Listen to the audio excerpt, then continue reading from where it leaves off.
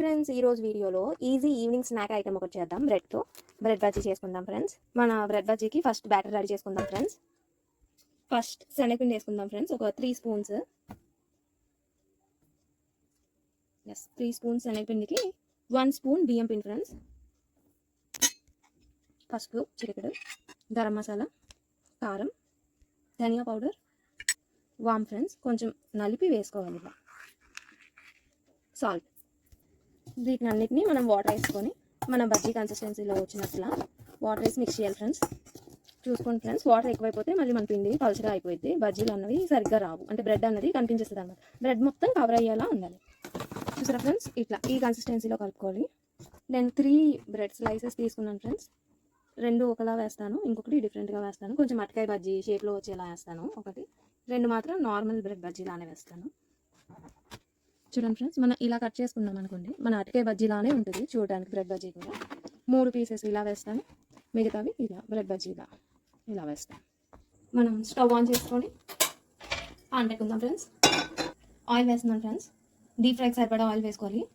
మన oil heat ఎక్కిందో లేదో చూద్దాం ఫ్రెండ్స్. చిన్నది వేసి ఇంకా కొంచెం హీట్ అవ్వాలి. చూసారంటే మీకే తెలుస్తుంది. మన ఆయిల్ హీట్ ఎక్కింది ఫ్రెండ్స్. ఇప్పుడు బజ్జీ ఇలా ఇందులో బ్యాటర్లో డిప్ చేసి ఆయిల్లో వేస్తున్నాను. సేమ్ అలానే మనం అటకాయ బజ్జీ షేప్లో కట్ చేసుకున్నాం కదా ఫ్రెండ్స్, అది కూడా వేసేస్తున్నాను. ఇలా ఒక సైడ్ అయ్యాక ఇంకో సైడ్ టర్న్ చేసుకోండి ఫ్రెండ్స్. 2 సైడ్లు క్రిస్పీగా ఫ్రై అయినంత వరకు మనం ఉంచుకోండి. చూడండి ఫ్రెండ్స్, 2 సైడ్స్ ఫ్రై అయిపోయి తీసేస్తున్నాను. మనం బయట కొనుక్కున్నా కూడా వాడు చల్ల బజ్జీలు ఇస్తారు. మనం ఇంట్లో చేసుకుంటే వేడి వేడి బ్రెడ్ బజ్జీ తినొచ్చు. బయట ఎప్పుడు కూడా మనకి వేడి బ్రెడ్ బజ్జీ ఎవరికే దొరకదు. చల్లగా అయిపోయింది, ఎప్పుడో చేసింది.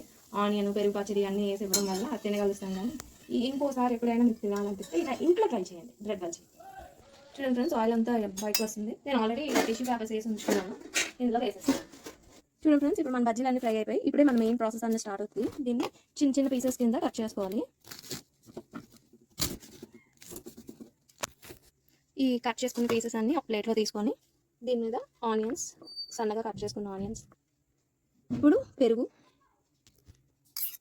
కొంచెం పెరుగు వేసుకోవాలి ఫ్రెండ్స్. ఇంకా కొంచెం సాల్ట్ ఫ్రెండ్స్. ఆల్రెడీ మనం వేసాం బజ్జీలో, ఓన్లీ ఆనియన్స్ అండ్ పెరుగు కోసమే సాల్ట్. మన చాట్ మసాలా కొంచెం. ఇప్పుడు కార్న్ చిప్స్ ఫ్రెండ్స్ ఇట్లా కట్ చేసి వేస్తున్నాను. పల్లీలు ఫ్రెండ్స్, డీప్ ఫ్రై చేసిన పల్లీలు. అండ్ కొన్ని బ్రెడ్ పీసెస్ డీప్ ఫ్రై చేసి ఉంచుకున్నవి.